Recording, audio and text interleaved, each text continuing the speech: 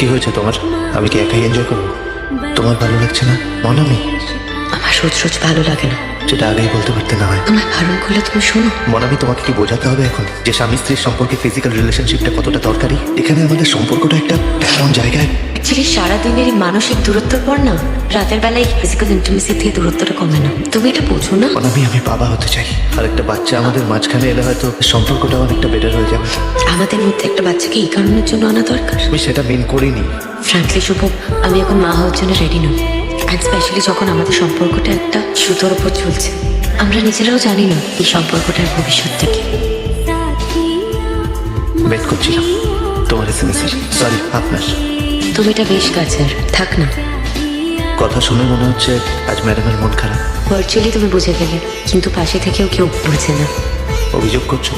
না, অভিমান। ভার্চুয়াল থেকে রিয়েল ওয়ার্ল্ডে আসতে পারি না আমরা? World is too complicated.